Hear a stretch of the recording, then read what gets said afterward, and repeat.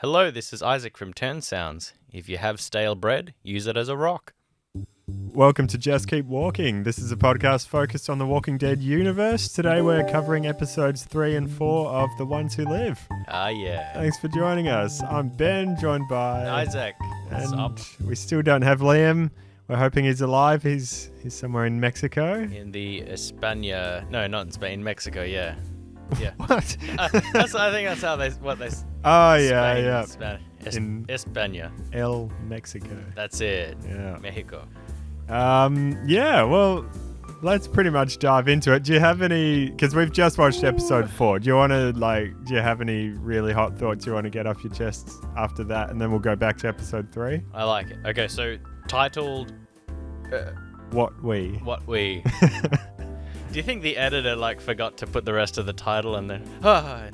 Yeah. Okay. Something like that. So, Benj told me in our viewing of last week's episode that there was hot gossip that this episode 4, was the one to watch. Yeah. I am now seeing why that is the case. Okay. I really enjoyed it. Okay. There was a lot that could have gone wrong or could have been boring, but I think they handled so much of it in the right way, and I'm keen to chat about it. Yeah. What about you? A lot of the way through, I was feeling the opposite. I was like, oh, what? They talked this up. This is the worst episode of the season. But then with the last 5 or 10 minutes really definitely worked a lot better for me and pulled together some of the things that I didn't think were working for the rest of the episode. So yeah, I'm not 100% sure, but I think I'm feeling all right about it now.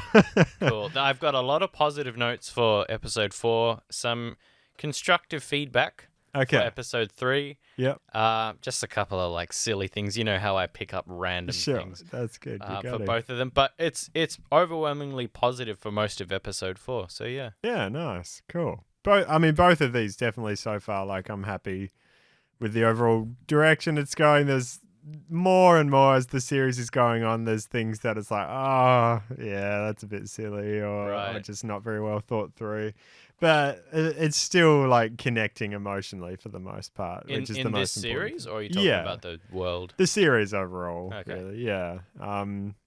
For episode 3 particularly, we'll get into some of the details in a minute, but there's a lot of stuff, for me at least, that logically kind of stood out as, doesn't really make any sense, but at least I could connect with the story they were trying to tell and the emotion of it, and it was working enough that I could just say, yeah, don't worry about it, let's just go with it. So that I feel is the most important thing.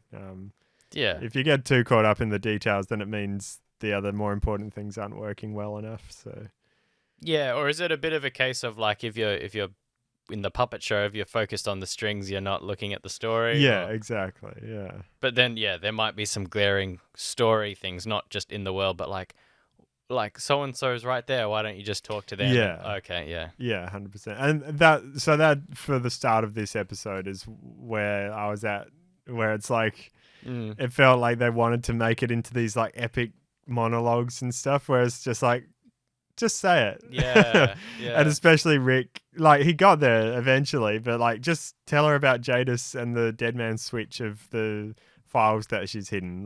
He took 10 minutes to say it, and he should have just said it within 30 seconds. So that kind of feels like it's a little bit contrived drama where they could have just said something and the episode would have been half the length. But yeah. Yeah, I was so conflicted the whole way kind of through that episode, because obviously there's the frustration of we found Rick, bring him home, you know? Yeah. But him being really bullheaded, is it?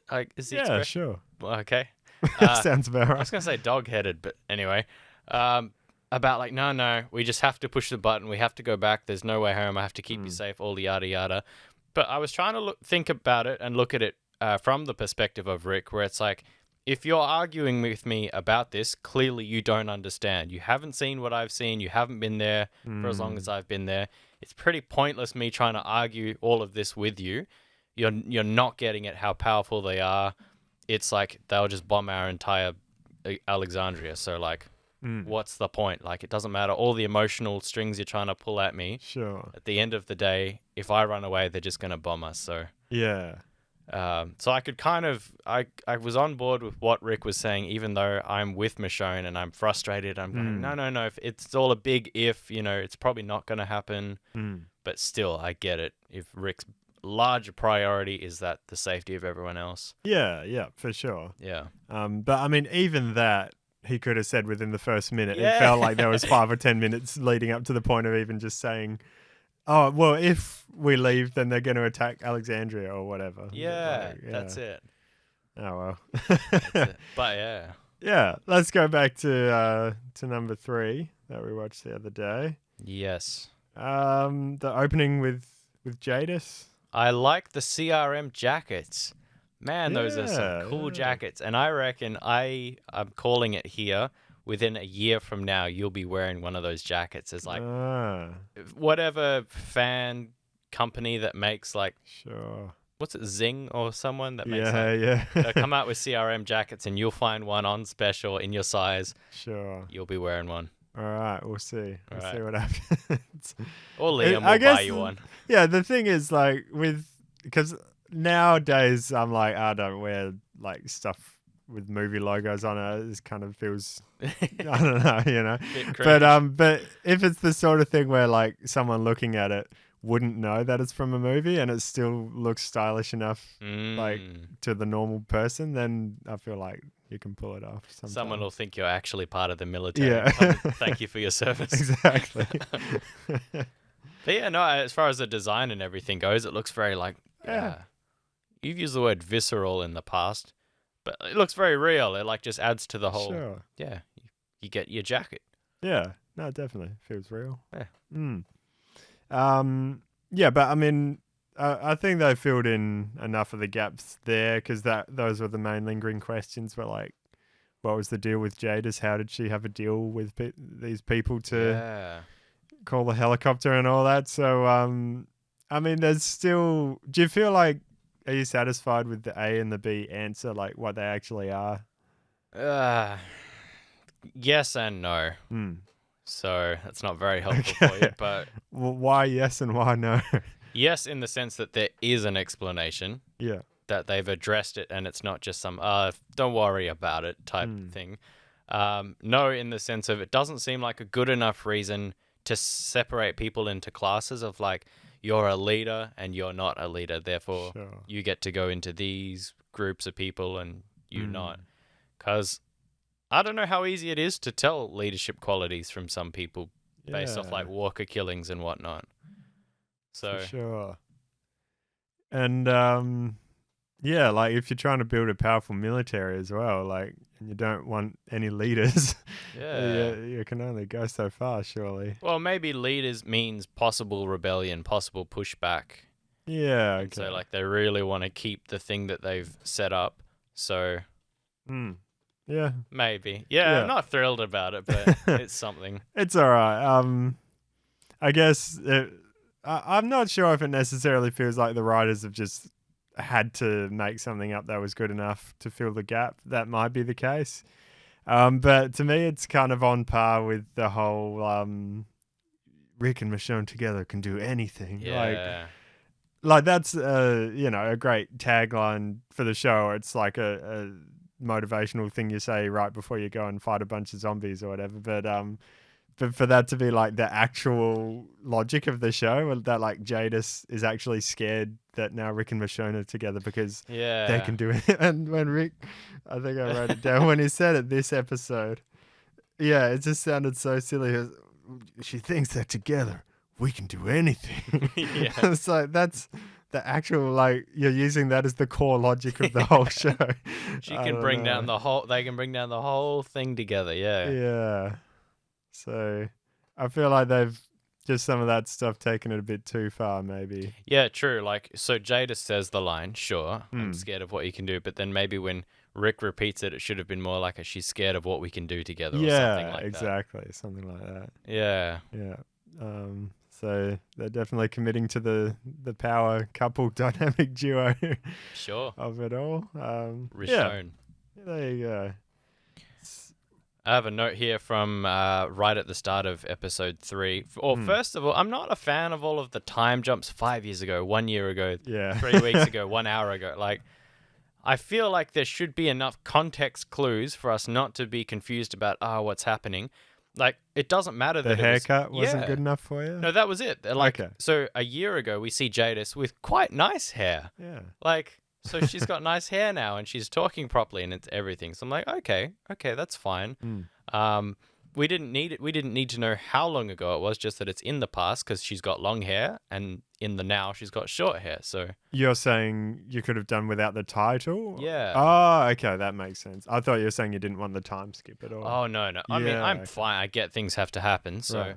but yeah, just treating us a little bit like we're dumb, and it's like this is exactly this long ago, and Mm. because I forget what other show it was, but it was like 2 days, 1 hour, 3 minutes ago, or something like that. I think that was Walking Dead. Yeah. They've done some crazy stuff like that. It's like, who cares? Yeah. Yeah, if it's timed explosives or something, so it's like, here's where everyone was at 12 o'clock, and there's where these characters were at 12 o'clock. Like, it matters at Mm. those sorts of times, but like, I don't know. Yeah. Yeah. But one of the kind of tropes, I guess, unspoken rules, shout out to Anthony's frontal lobe, Mm. is that when someone talks to you and they start walking away, that you're automatically going to follow, like to continue the conversation. Yeah. So yeah. Jadis is there eating fries or something, and she's like, oh, good fries, and then just starts walking away, and then immediately Rick just starts following. And it's like, what if he didn't follow you? Then you wouldn't have gotten that whole conversation that you wanted to have. You just trusted that he was going to follow you. Yeah. Yeah. So people just do that, I guess. It's very much online with your not saying goodbye at the end of a phone call. Yeah. Movie logic. Yeah. Yeah. She says something Yeah. about, or Rick says, like, we can make a deal or something like that. And straight away, red flag, like, you don't make deals with Jadis. She'll just break them. Yeah, true. Haven't learned. No. Yeah. I mean, there are a few lines I liked of Rick saying, like, you brought me somewhere I can't leave. Like, it kind of, there were a few moments that felt really genuine. Still probably, it's mainly Jadis, like her attitude being Yeah. all smug about, because when she called the helicopter, she was like desperate, and it was like, I really, like, someone's done a favor for me. Yeah. He's saved me. I really owe him to save his life. And yeah, at the end of this scene, she does say, like, you're welcome, in a sort of snarky way, but she's being really smug the whole time, rather than, like, it just seems like a completely different character. Is it though? Because I feel like when she was like leader of the junk people and all of that, like she was very much that way as well. Yeah, sure. Yeah. So maybe that's just how she goes about Comes it. and She'll goes, just commit yeah. to a certain persona depending on what situation she's in. Mm. Yeah, but I guess one more conversation might have been nice, or a little bit more there, if that was literally the first time they met after the helicopter, of like, Jadis, you saved my life, but like, Yeah. why have you brought me here? And then she said, like, I didn't know, like, or I only had a few seconds to think about it. You were there dying. Yeah. Like, I don't know, whatever the logic is, but yeah. Mm. Uh, I have a note which kind of makes more sense the further along we go. But if we're treating Jadis as like the face of the CRM, like the CRM as like a monolith, or like some kind of a mystique of like, we don't really know. It's kind of faceless other than like General Beale and now Commander Thorpe as well. Yeah. But they're not really like bad guys. They're kind of obstacles. Yeah. Whereas if Jadis is now the actual big bad, the face of the CRM, even if she's not all the way up or whatever, it's someone that we can go, Jadis is part of the CRM, and kind of pin that all on her face. Yeah. And so as well, if she's now the one threatening Rick and Michonne, saying, I'll expose all of your secrets and everything, gives us enough kind of like cause to say, I really don't like you, and I hope Rick, follows through with his promise the way he does all the time when he says, I'm gonna kill you. You're like, oh, okay. Has he ever actually followed through on that promise? He didn't kill Negan. He did. Guy with the red-handled machete. Oh, yeah, true. I made you a promise. Very true.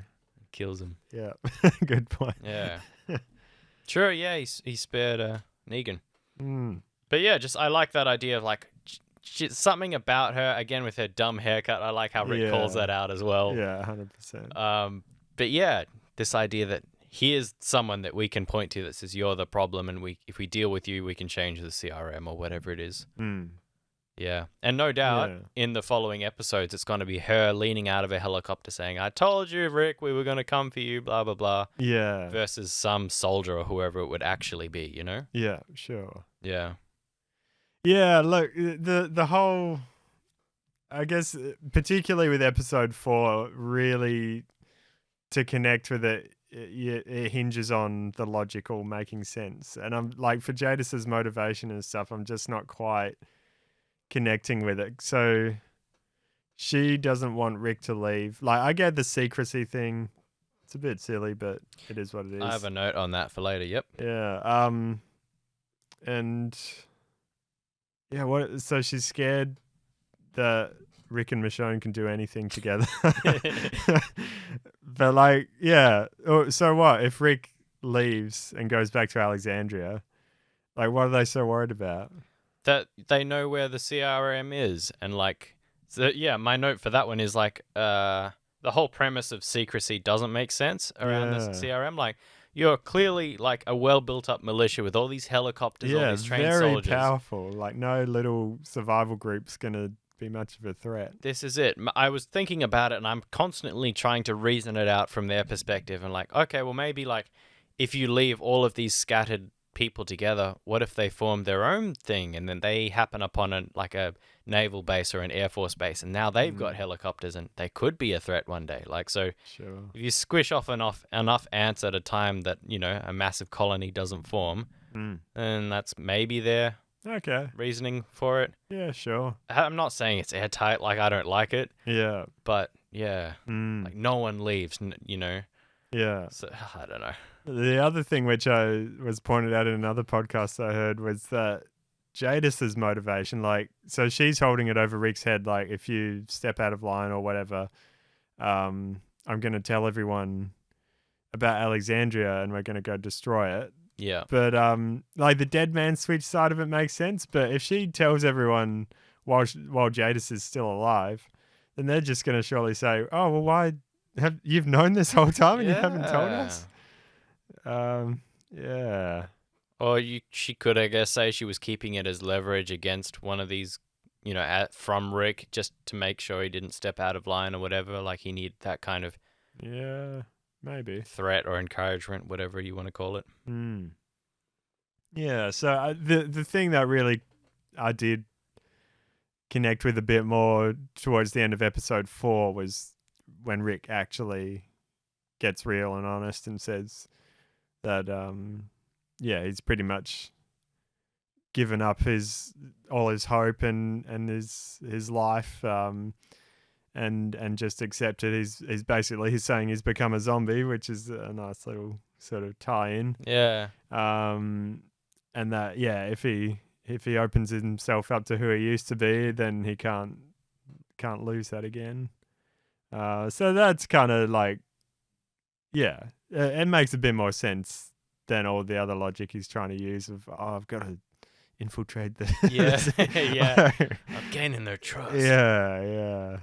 I did like that. I really did like that. Yeah. Yeah. So, I mean, I guess probably looking back on it all in hindsight, it's not so bad, but there was a good episode and a half there of just like, why is he doing this? Right. For me, at least. Yeah, I supposed it was a little bit like a beaten dog type mentality where he's tried to get out so many times. He has all of these threats coming in saying that this is what'll happen if you run away and all of that. So I guess, if he's lost hope as well as his monologue with, like, you know, forgetting Carl's face and forgetting Michonne and everything, then, like, it doesn't matter who's coming in now, in this case, Michonne, sort of saying, yes, we can do it, everything's fine. Like, he's had this other voice in his head for, like, 5 or so years. Yeah. So, yeah. I can get that he's lost hope, he's beaten down. Sure. And it actually was pretty good writing to be the whole, like, that I died, but I kept living or whatever. Yeah, I thought they did it classy enough that it really ties into the theme of The Walking Dead and how they've framed it before, in the sense that we are the Walking Dead. So, yeah. I'm interested as well. I've just noticed this within myself that not to jump too much to Sure. our Star Wars podcast here, Astromech. You find it on all listening places you go to. It's pretty much the same arc as Luke Skywalker in Last Jedi, but I was thinking that this episode, actually. yeah, well, of course you were. But obviously, listeners may know that, my kind of opinion on Luke and like his complete character shift with what feels like not a whole lot of explanation other than like, he felt responsible for, turning Kylo and everything like that. Sure. But with, so I'm not a fan of that. But with Rick here, somehow, even though I'm irritated by him saying, no, we have to go back, they won. That was an interesting line when he says they won a long time ago. Like, as soon as Jadis brought me there, they won and everything. It's like, that doesn't sound like something Rick would say. Like, Rick's a fighter. He stops at nothing type thing. Yeah. So to hear him talking like this doesn't feel like his character necessarily. But we get enough explanation that kind of makes us believe, like, oh, okay, like with his whole thing about he forgot what Carl was like and Michonne and everything, like that kind of stuff. Sure. So he's effectively lost his identity, which would also come with his willingness and, perseverance to fight through anything. Yeah, so it's disappointing, but it makes sense as a character. Yeah, sure. I think. So, yeah.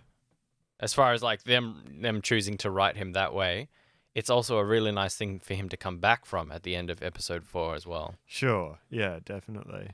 Yeah. Yeah. And at least I like that the logic of Rick doesn't make sense, and it doesn't have to make sense, because at least the logic that he keeps telling Michonne and keeps telling himself that, oh, well, Alexandria's not going to be safe unless I'm here. That's not actually his motivation. It's actually something deeper inside, and he's just using all these other things to cover it. So that that definitely helps.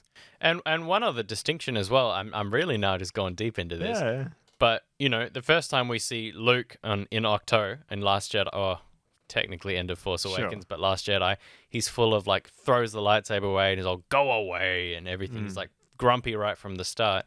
But when Rick and Michonne reunite, there's like an embrace and there's like, I can't believe you're here and all of this. And he has to quickly formulate a plan like we were talking about, say your name's this, call the walkers something different. And then they, so he really wants to see Michonne and he's glad. But then we start to see it sink in where he's like, no, we can't leave and we can't do all of these things. So it's not just a straightaway shift of like, Yeah, that's a good point. Definitely. Yeah.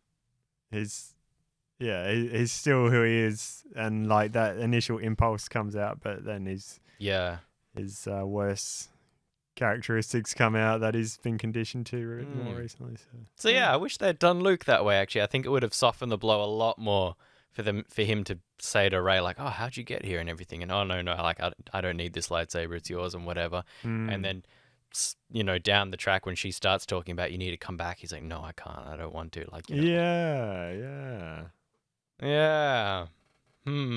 I like that, actually. I could see that work. There you go. with Star Wars, there you go. All right, I won't talk any more Star Wars. That's all right. I have a note on the actress who plays Commander Thorne now. Yeah. We were joking around, like, with all accents, watch her be a fully British lady. That's putting on a South African accent. Oh, yeah, the actress, yeah. Yeah, so Leslie Ann Brandt is a South African actress. Okay. There you go. Cool. So, there you go. Because the whole time I'm listening to her accent, and it sounds great, but I'm thinking to myself, is it a bit phony here and there? Are you trying to put on an accent? But no, it's actually her voice. So they can only make people force fake Southern American accents. That's right. Yeah. That's right. There you go. There was like another cold open after the opening titles of episode 3, and it kind of used the music in a nice way, I thought. I can't even remember it actually perfectly now, but I wrote it in my notes. I think it was Michonne when she was like going crazy killing all the walkers. Some sort of monologue, but so basically the music, did you recognize that like the opening title theme, and that's kind of the theme they're using a lot throughout the show. That was like right at the end of the main show's finale. Yes. Yeah, so that's kind of nice to tie it all in that way. And there's so I guess that's just what stood out to me, is that they're also remixing it in a nice way. They're not like just using it in the opening titles, but they kind of, sometimes it's more subtle, sometimes it's really prominent throughout the actual story. There's one other musical theme of when Michonne leaves Virgil's island, like going looking for Rick. Mm-hmm. And they used it in the episode of Virgil and Connie as like a Virgil moment when he was thinking back to the island or something like that. Right. So I feel like they kind of just locked it in as a Virgil theme, but now they've like said, oh no, like now it it's a enough. Michonne thing. Yeah, all right. I mean, it works enough either way that it kind of ties them both back to that moment. Well, but that was just kind of interesting. Virgil kidnapped Michonne at one point, didn't he? Yeah. There you go. Yeah. So it can work for both. I only got 2 more notes for episode 3. Yeah, cool. Anytime, and like this is the trouble with kind of like movie making these days, or just storytelling via the screen, the idea of, nothing new under the sun. We've watched so many different like escape attempts in things recently where you just know the first time that you see it, especially if it isn't talked about much beforehand, or rather no, if it is talked about beforehand, you just know it's not going to work. Yeah. I never once, like in Rick's leaving these messages for Michonne saying, go here, grab this thing at this time, go hit this place. Sure. The whole time I'm thinking either she gets captured along the way because of something, or she doesn't go. I wasn't expecting Rick not to be there at the canoe necessarily, but like the whole time I'm like, this is not it. This is not how she gets out. Sure. Which is tricky, I suppose, when you're... Yeah. Yeah. There was also, because she found the dead body, which he had left as like a decoy for, it was supposed to be her body that they would find. But they kind of played it for a moment as if she thought that was Rick, right? Yeah, that's what I thought. And in the moment, I was like, oh, come on, guys, that's a bit cheap. But but like, I feel like that kind of works then, thinking back on it in hindsight, in the sense that then she reads the letter of Rick saying, like, I've got to stay behind, you have to go. Sort of for her to have that moment of shock again of like, oh, what if I've just lost Rick again? What if that's him dead right there?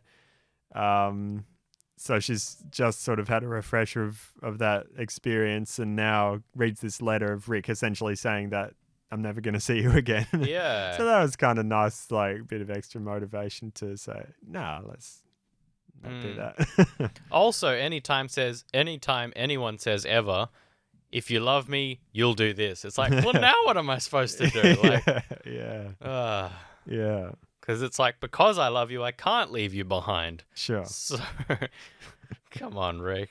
Oh, dear. And he says that to her as well. I was like, I told you if you loved me. It's like, ay. The command or General Beale, he's got that sword. Yeah. I kind of liked that as like a bit of world building. That worked for me because he said they like found it in a truck that was carrying things away from the museum right at the start of the apocalypse. So I just thought that was kind of interesting. Build up the world, and yeah, sure, there would be people taking like cool historical artifacts and using them for something significant. So yeah. I couldn't tell from that watch because they're holding a bit of a service for Okafor. Okafor, I think that's it. And I couldn't tell whether Beale was turning it around and saying he died because he deserted his post or because he dropped the ball or something like that. Yeah. Or if it was like... I didn't pay attention to that part. Okay. Oh, well. It was a beautiful ceremony. Yeah. He's dead anyway, so what does it matter? Ooh-wee. Yeah, but I liked the ultimatum of sort of making Michonne leave by herself. That it connected with me enough. So, even though, again, that's one of those things that makes you think like, well, why doesn't Rick just leave that way? Like, it didn't seem like there was enough in the way of Rick just leaving in a very similar sort of style. Yeah. Yeah. Hmm. My final note for episode 3, and I don't know how they would have done this, but it's like it would have gone down spectacularly. The best cameo potential ever. Mm. So you've got Michonne walking along in the CRM city, and she meets the guy who's drawing all of the like TV, like scratching them. Does he do it? Is it they all scratched or I guess so. whatever? So much for the whole iPhones not being able to scratch or whatever. yeah. But the guy that was the artist there, they so should have had it be Morgan Freeman. Can you imagine? Out of nowhere, he just rocks up and is like, I scratch these things and, whatever. Like, does it do that in Shawshank?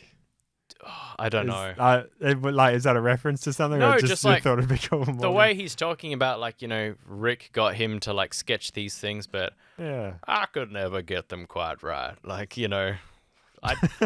terrible impression. But there's something about it. I was like, that could have been Morgan Freeman sitting there out of nowhere for like one scene, and people are like, was that Morgan Freeman? Like, and then never again. The show could use some little touches like that. Fair enough. What about Heath? Back on that, hey? Yeah. But at least they answered the phone thing again. Although there's one other person who knows about Michonne and exactly what she looks like as well. That was a tiny bit of like alarm bells in my head, like, you must be Michonne and everything. You're like, gulp. Yeah, and she doesn't even say like, keep your voice down. Like, it's just like talking about it loudly with everyone around. Yeah. Okay. Yeah. Yep. There were some helicopter shots like over the mountains and stuff. They looked really cool. Hey. Yeah. So that I mean, I think they had them in the trailer too. But there's stuff like that where the location is epic enough that even if you don't have any CGI or high budget, all you need is a helicopter shot.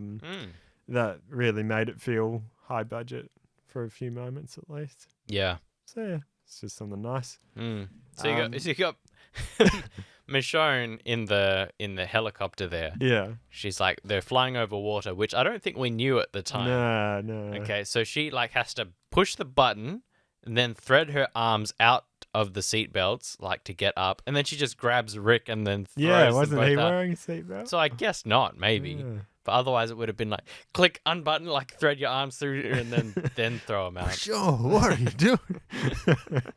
So very, very unexpected and a little bit like tropey in the universe of like sudden thing happening and then cut to credits. Sure, yeah. But wouldn't you love it if all that happened and then she'd try opening the door and it was child lock or something? But yeah, I didn't mind it too much as an ending. Like, yes, it's not realistic by any means, but leaves you intrigued. Yeah.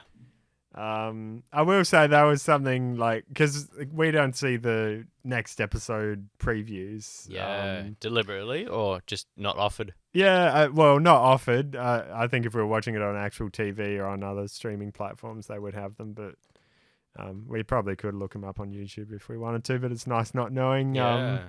So that when people were hyping up episode 4, I was thinking like, oh, this is going to be them like out on the road surviving now. They've just been dropped into the middle of nowhere. Like, so that I guess was a little bit of my disappointment when we got halfway through episode 4 of like, oh, okay, this is just a inside one building talking episode, but that's all right.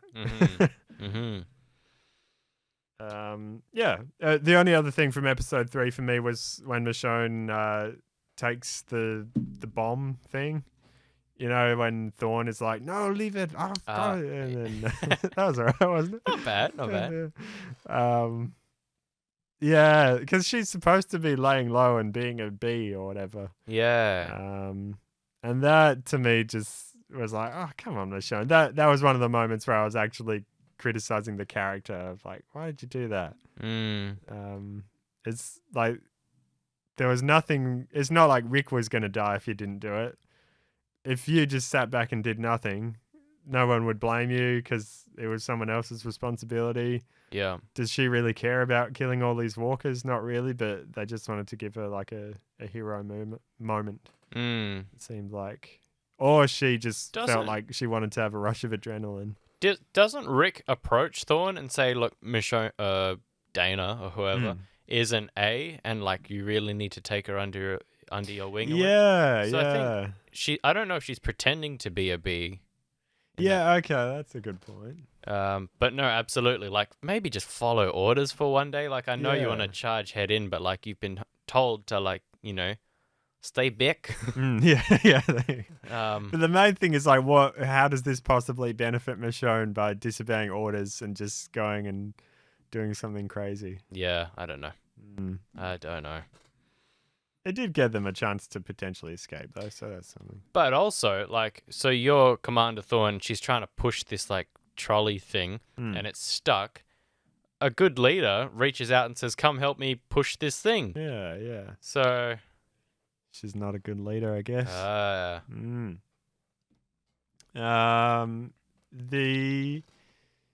the start of episode 4, it took me a good while to get over the being in a flashy house, in the sense of like, okay, you're just not gonna explain it. Like they literally just fell out of the helicopter into the ocean, and then in 2 seconds they walk into a house. Sure. And they don't even seem to ask the question, like, does someone live here? Why are all the lights on? Yeah. They just get into a deep emotional conversation. And I feel like that for the audience is like, come on, we need a few more answers of like what's going on here. This is the middle of the apocalypse. Like, that's a pretty big deal. Yeah. To have like, full voice automated, temperature adjustment systems and everything. So Yeah. I agree. It was a little bit of like, oh, you just happen upon some billionaire's, Yeah. pad out in the middle of nowhere, or so I didn't even know it was in a city and part of like a condominium stack or whatever. Sure. So yeah, no, I'm with you there. My first question was actually, how would swimming go with one hand for Rick when they jumped into the water? If you like, I Are know your hands that vital for swimming? Like your arm is, but they're like little paddles, your hand, for like scooping Yeah, I water and guess pushing so. it down. I know like paraplegics and everything, not paraplegics, like what do you got? The athletes, amputees and stuff like that, or people with birth deformities or whatever. Like it's very possible, obviously, but for someone who's swam with both hands all their life, Yeah. I might try that actually. Next time, try one in a fist. Yeah. Yeah, I'll give it a go. Alright. Something about it just seemed like it would be awkward. Yeah. Again, fair. that's my silly brain like running off with like, he's only got one hand. How would he swim?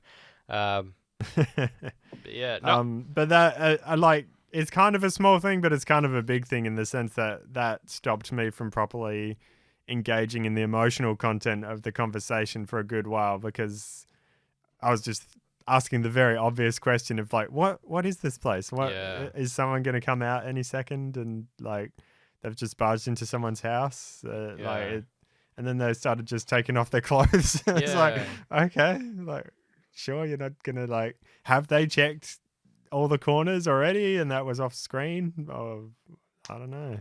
Is it worth us pausing the episode right here, quickly loading it up and having like a quick watch? All right, let's pause it. All right, we've just watched it. So they run into the building, they climb up the rocks out of the water, pretty much sprint in and run in and slam the door behind them. And then they're just straight into the conversation. Yeah, so the thing I was forgetting at first was the climbing up out the rocks. You've got the transition from water to land, which is fine. Yeah. But in between the whole scene, like we were just seeing, there's shots from inside the building with like the little Roomba vacuum cleaner going around and the music playing. Yeah. So it's hinting that this place exists even though they haven't been to it yet. Sure. Which is loose, but it's okay. Yeah, and then they get to it quick enough. That's all right. Up the stairwell into the thing. So yeah, sure. Yeah. Sure. Still, just that's the obvious question in the audience's mind: is what is this place? Is there someone living here? Probably, because all the lights are on. It does say "Welcome home" though. Yeah. Over the intercom. Yeah. At least the characters have got to say like, "Whoa, what's going on?" Like, there's got to be something. I don't know. That's all right. Was there some comment about... maybe not. I thought there was some comment just about like, oh, look at all this or whatever. Yeah, there might be. But still, that's not quite enough, sure. No. Yeah. All right, that's all let's move on.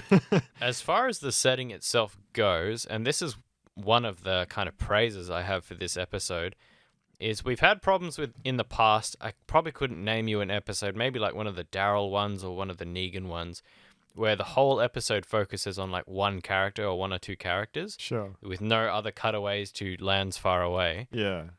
And you very well could have done that with this episode with like, Jadis getting some alert or whatever, or Thorn getting some alert or something about a helicopter that's gone down. Right. But there was none of that. There was just a helicopter that comes to check it out. Yeah. But the actual setting itself, can you imagine if they had chosen to have like their whole argument out on the road while it's pouring down with rain and it's like, that sort of setting versus inside this like pristinely kept apartment where you can see it's stormy and raining outside, but it feels calm inside. I felt like that was a really nice setting for them to have their, big argument, their back and forth about everything, because there wasn't this distraction of, oh, there's walkers around the place or, sure. storming and everything. Yeah. And Rick's, there was, amidst the frustration, like I keep saying, of the whole thing where it's this back and forth of Michonne saying everything we're thinking about. You've got all these kids, you got RJ who you haven't even asked about, and all of these things. And Rick's just concerned about what the hell is that? How do you turn this stuff off? Yeah. So yeah, as far as like a setting piece for that, I liked it. Yeah. Yeah, it was. Yeah, that's fair enough. Yeah. Yeah. I mean, the CRM coming and blowing up that helicopter, like, this is like the most amazing building you could possibly have in the zombie apocalypse. They're going to be like the dumbest, dumbest community around if they're just going blowing up buildings. Like, you can't just build something like that in 2 days. Like, that's a very valuable resource. You could pull the helicopter out and, get rid of it some way. But someone might see it in between that time. You can't risk them knowing that there are helicopters around that could have crashed into that building at any time. Even though they're flying all over the place, all over different communities. This is it. Yeah. Or maybe there's like flight deck recording stuff on that someone could have like traced back to the CRM. Maybe that's it. Sure. But like there's lots of ways to get rid of it other than blowing up the entire building. Yeah. That could have been a very valuable resource, but oh well. Robot vacuum cleaners. Yeah. Yeah. Which one small nitpick is that, you can have a robo vacuum cleaner, but everything else is going to be completely dusty except the floor. Yeah. Oh, well. Yeah. There was like no relief whatsoever about. Oh, let me change that. There was only relief when they saw the helicopter that was crashed into the side of the building. Like, there were other people in there, and they were just like, "Yay, the helicopter's crashed! Like, we're saved!" Like, type thing. Yeah. So, well, I mean, I guess the people have kidnapped them and stuff. Wait, was Thorn on there? No. Okay. No, couldn't have been. What? I don't know. They had more than one helicopter, I think. So there would have been some comment like, "Oh, Thorn was in there" or whatever. Yeah. If they had to fire the actress, or if she got hurt, or God forbid died or something, like that would be the way to terminate the character. Yeah, sure. But yeah, next episode is Okafor with his sword doing another speech. Yeah. Thorn brought this on herself. Yeah. Do you reckon he does the sword speech every time and they're like, probably. Here we go again. Yeah. I liked Michonne using rebar as a weapon later in the episode because that was what... And like stab Rick. Yeah. Careful with that. Yeah. Not again. Yeah. I loved the hesitating at the handle, the door handle. So Michonne storms off. Oh, yeah. She's just exasperated and is just like, you know what? Fine, I tried, whatever. It's not the smart move. And I did wonder why she didn't just put all of her combat gear back on. Like she goes out in like a shirt and like... Yeah, with a huge kitchen knife hanging very precariously out of a carry bag. Nothing wrong gonna happen there. But yeah, so she storms out, clearly not thinking properly, and you've got Rick, who's like every instinct is to chase after her, And you can just see him kind of like almost hyperventilating at the door handle, like, oh, what am I doing? What am I doing? And again, like frustration because like we are there going, just open the door, man. Just go and run to her and make everything like fix everything, like, you know? Yeah. So that hesitation, and it was going to be very annoying if like by the time he finally goes out there, like part of the building is collapsed and is separating them or whatever. So Sure. I'm glad that didn't happen. Yeah. And yeah, it made it add to the rewarding nature of Rick changing his mind by the end. Yeah. Like it's the first step towards him making it right. And that scene makes a whole lot of sense now in hindsight. Yeah. So, yeah, that works. Yep. Yeah, some really nice like cinematography and stuff throughout as well. Hey, Big time.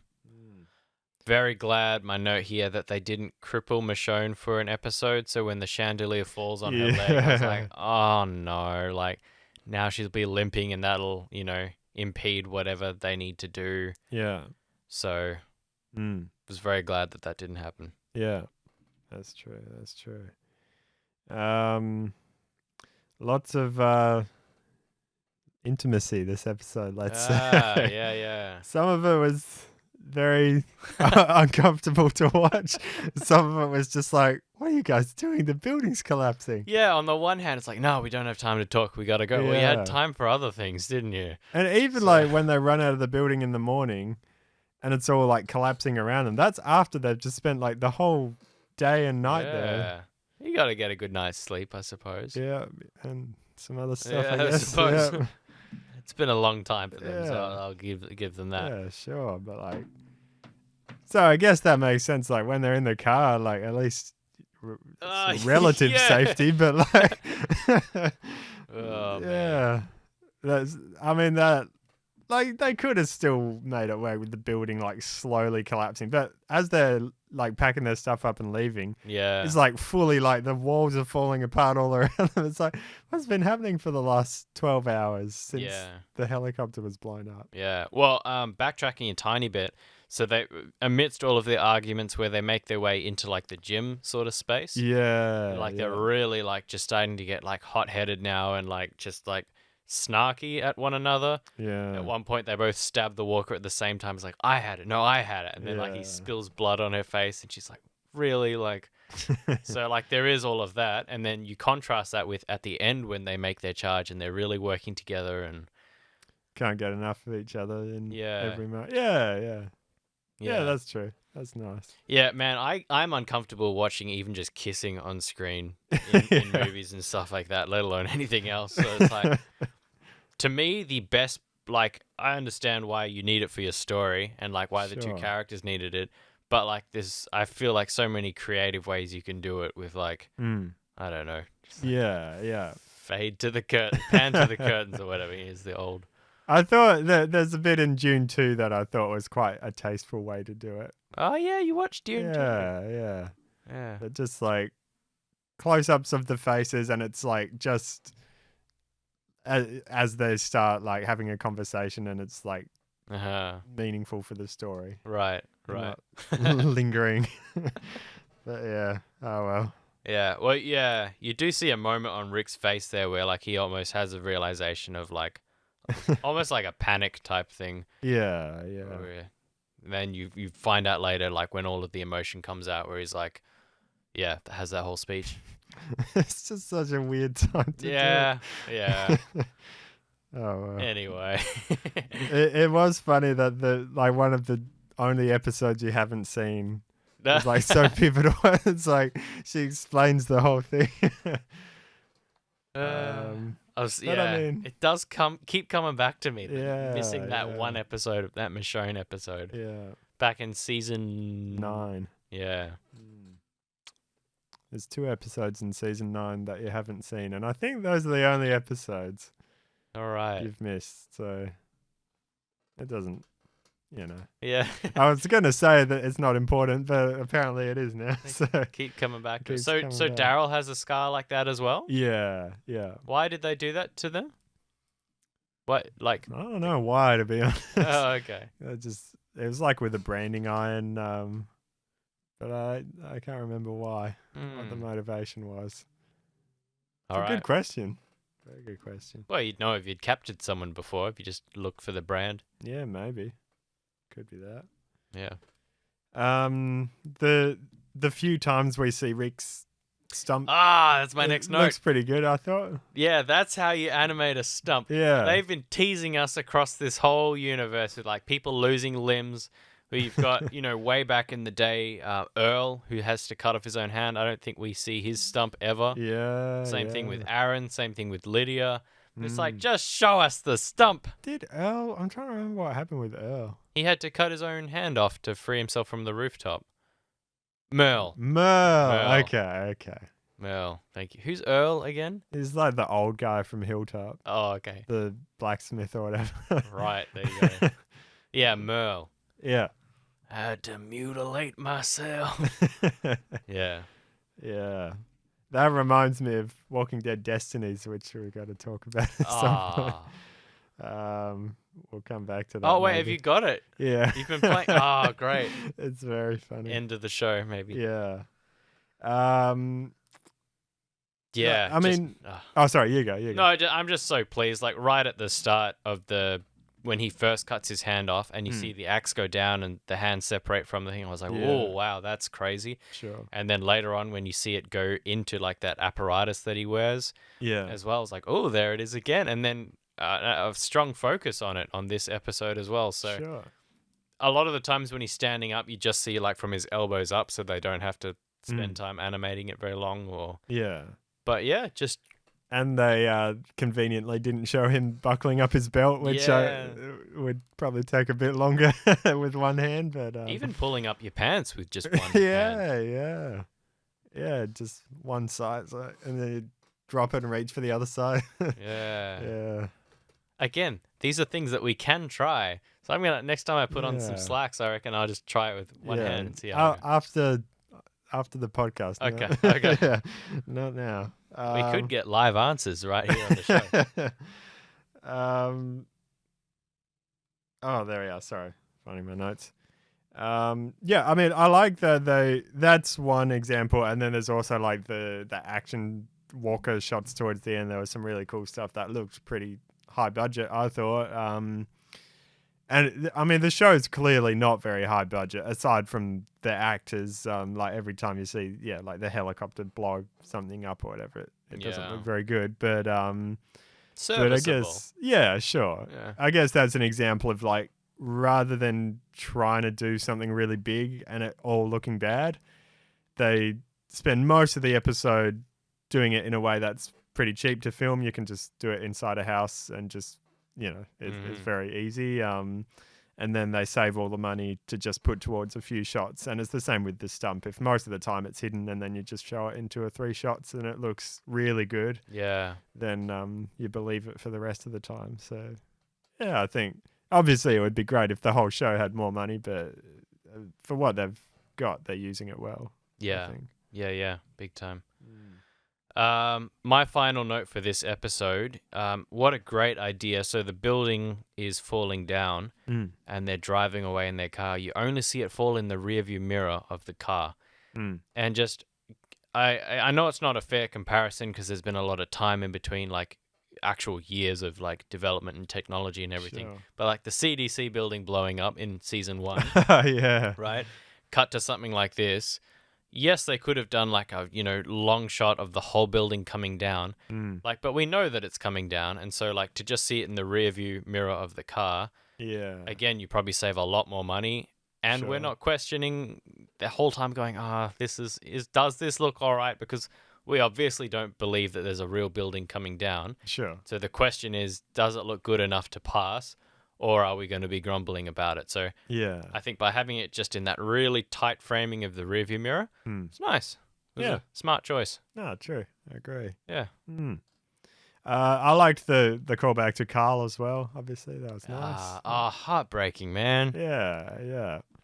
One thing which I think they might have done a little bit here with the shots of them like walking along the farm road is using footage that hasn't already been in the show. But like, there was a shot of older Carl. I kind of wish they could find some way to show us something that like we definitely haven't seen before. Right. And this more so, I think we might have talked about it on the podcast, or maybe I talked about it with Walking Dead about the Walking Dead. Like there was some show like recapping all the four main characters. Do you remember that?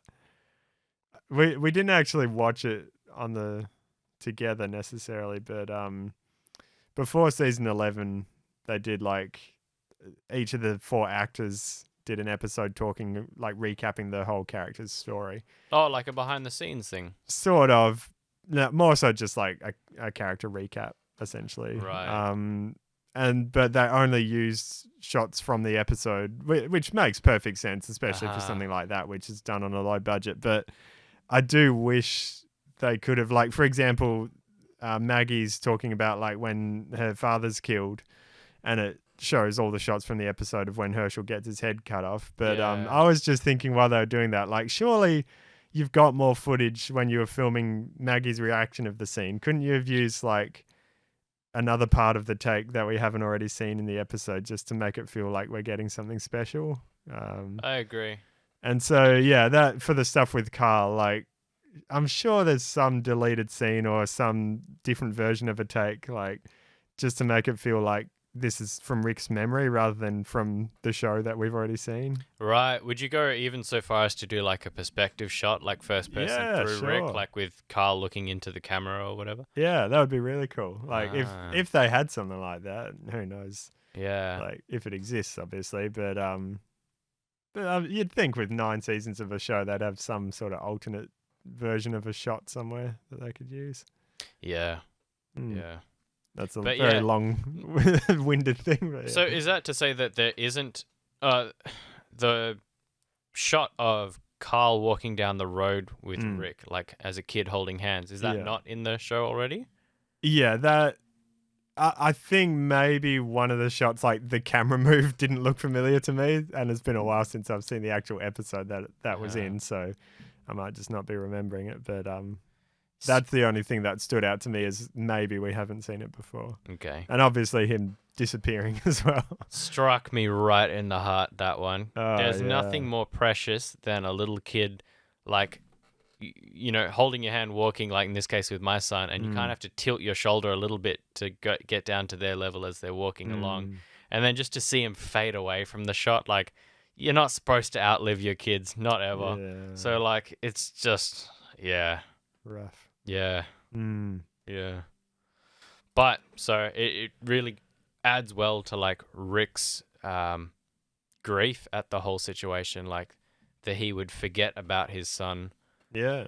Like that, I think, and him beating himself up about that and feeling so terrible, like they won because they got me to forget about Carl, you know? Yeah.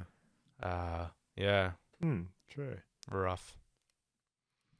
There was one really cool long shot as they were running out of the building, killing zombies. Getting into the car? Pretty decent. More so, I think it was in the building, in the hallway, like when they first left the room they were in, and it just went on for a while, and it looked great, I thought. So, yeah, that's nice.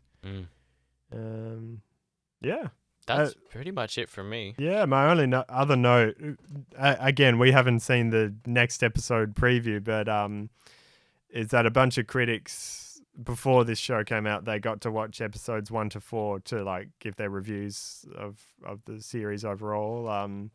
But no one was allowed to see 5 and 6. And now this seems to leave it very open-ended that they're heading straight back to Alexandria. So I don't have my hopes very high, but you can only cross your fingers and think that, maybe there was a reason they held off those 2 episodes and they're going to do something big that's like actually going to tie it all together. But we'll see. Again, it's just so funny now to actually be sitting here talking about it after speculating for so long and waiting for like what were going to be Rick movies or whatever. For sure. So yes, whether or not they will give us, you know, the satisfaction of them returning home and, you know, embracing everyone that hasn't seen him in so long and meeting his son now. Sure. And everything. So I don't know. Yeah. I'm not preparing myself for disappointment. I don't think that's a very great way to live, but I'm also not getting my hopes up. yeah, for sure. Yeah. They haven't done haven't set a good track record so far overall for the show Mm. with delivering on that kind of stuff. But But we'll see. like, yeah, so the rule that I would then expect them to follow is we've now had this development. We're now 4 episodes in. We've now had the development from Rick saying, okay, he was so hard and fast with no, we have to play by their rules. We can't yada yada. And now he's had that shift. Yep. You can't have him go back the other way again. Yeah. No. Like, Yeah. there's yeah, not enough very true. time. There's not enough whatever. You can't have them recapture Rick now. And then Alexandria launches like a full assault on the CRM, you know, to try and get Rick back or whatever. Sure. Like, it's just, Yeah. yeah. So I reckon it's just going to be the showdown then with like Jadis and potentially Thorne. I think Thorne will be like the underdog bad guy who like trusted Rick Okay. and thought that Rick was there to help them rebuild something special in the CRM, Yeah. but now sees Rick as a threat, and so she has to take Rick out. And so Okay. I think it's really going to be Thorne and Jadis against, Yeah. with a bunch of henchmen, you know. Cool. So Yeah. we'll Sure. see. We'll see. We'll see. I'm just gonna see if I can pull up a couple of clips I recorded on my PlayStation of Destinies. So this is the PlayStation exclusive Yes, Walking Dead Destinies. that's it. That's it. I do have a question for you right off the bat. Yeah, go for it. Because I'm just scrolling, finding a few things. That's so all go right. for it. Did you at all alter the timeline? Like, Oh so- yeah, for sure. Okay. Mm. Part of me was thinking that you would just follow the story exactly the way that it was. But you killed Rick, didn't you? No, that was the one that like most people did, but I was like, oh no, I'll keep Rick around, but I'll change like everything else. Okay. Yeah. And there's some stuff that it forces you to change. So like Otis doesn't exist. They kind of change a whole lot of stuff anyway. So you've got to choose for Shane to either take Beth or Maggie with him to go to get the meds for Carl. And so either one of them has to die pretty early on. Overall, like it's not as there's definitely not as interesting as it advertised itself to be. It's pretty much just like it changes what characters stand around in the next scene, and you can sometimes like play as the character who survives doing like a very generic task. But yeah, Because it seems like a very difficult thing with already set things like those choose your own adventure books or whatever. Turn to this page to get to whatever. You can, because it's already pre-written. It's not like you could actually change the fate of something into something new that's never been seen before, you know? Yeah, for sure. You stumble upon a new colony, you know, inside a sunken ship or whatever, you know? Like, Yeah. Unless they were going to commit heaps of money to make every timeline completely different and go in really interesting directions. But yeah. this is really just like the story's going to play out pretty much the same way, but they'll just change the skins on some of the characters. Yeah. Uh, Did you kill Carol? Can Carol die? yeah, I think I did. Good on you. I think it was by accident, actually. And saved Laurie instead. But I think it was like some other choice you made that like indirectly made that happen Okay. from memory. So I can't say what's the better trade-off there, Laurie or yeah, Carol. yeah. How do you find stuff you've posted on Reddit? Because I posted a clip. But oh, here we go. So this is one of the cutscenes early on, and all the cutscenes look like this. I'll let you All right. watch it and describe. What? So it's literally just stills that they've like animated the scene, and then they've just put like a few camera moves in, but they haven't even animated any of the characters talking or anything like that. What? Yeah, That's like some PlayStation 2. Like, exactly. Or mobile game. yeah. So yeah, a bunch of still images of like the characters in their, you know, Yeah. fixed animated position. What? So you can get the idea from that as well, that when you change who lives and who dies, like for the cutscenes, if anything, it just means there's someone else standing still in a random position. I'll have to show you next time you come around. A bit of gameplay I saved, but it hasn't saved it in the app on my phone. Is you can keep the governor around, and I can't remember what Oh yeah, T-Dog becomes the governor instead. Something No. like that. But the governor gameplay's pretty good. Well, it's not, but as far as just like, oh yeah. Okay. Every character like has the same phrases they say, and it's got like an adrenaline thing. If you get too hurt, then it goes into adrenaline mode, and everyone has the same line. They just say, "Oh, my blood's boiling." And it's like, what? What does that even mean? It's adrenaline. Yeah. So it's just pretty much as bad as it could be. Gets cheap in every possible way. A few game breaking bugs that I managed to somehow glitch my way out of to continue the story. I thought I'd have to give up at a few points, but So is it fully released or is it early access? No, or? fully released. Yeah. Gosh. Yeah. And at how much, if I can ask? Like they're charging it like as a normal game. I can't remember what I paid for it. I think I got it on I was lucky enough to find a PlayStation. Or maybe it was Black Friday or something. It was like shortly after it came out, so it was 50% off or whatever. But Okay. still way more than they should. Like It's worth. It's like they should be charging $2 for it. So. No. Yeah, but it's good fun. The music is the worst because it's just like the same 2 tracks. Yeah, and they're very cheap. So yeah. I did question the whole idea when this was first announced. I know, like, you brought it up, like, ironically. They're like, what the heck is this? Like, no one's actually excited about this. Yeah. But, like, The Walking Dead as a franchise, like, it's on its kind of way down, even though there might be a spike of interest with this latest show. Sure. And maybe even with the Daryl show. But it's a little bit flogging a dead horse at this stage. And it's similar, in my opinion, to the Indiana Jones game that's coming out.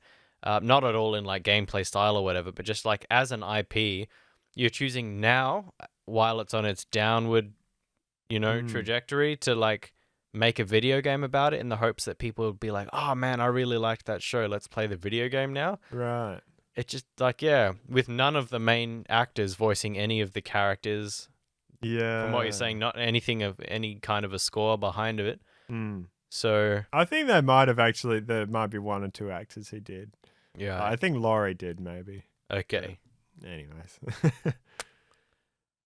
Yeah. All right then. What was I looking up? Oh yeah, for games, I don't know. I feel like there's some other game as well. I feel like from a dying franchise that like they made a game out of it and it was actually really good and that kind of sparked more interest in it. So I feel like that can work, and hopefully that's the case with Indiana Jones. Right. They do that with Alien all the time, bring out new Alien games. Yeah. Which pretty much all suck except for Isolation. Yeah, no, I don't know what I'm thinking of, but I swear there was something else recently that was from a movie franchise that's like, what? Does anyone even care about that anymore? But then it was like a really popular game. So, yeah, who knows? There you go. There you go. But yeah, I'll definitely have to show you some gameplay. Yeah, it's the sort of thing you can't describe. You just have to see it and hear the same sound effect again to properly appreciate it. So, yeah. Great. There we go. Thank you, everyone, for listening. Thanks for doing this, Isaac. Thanks, Ben. This is all right. Every time we do this, it's big enjoyment, big uptick on my week. Definitely. So it's good fun. Well, I think we'll be back next week, eh? Hopefully with Liam, we'll see. Sounds good. We'll see. All right, just keep walking.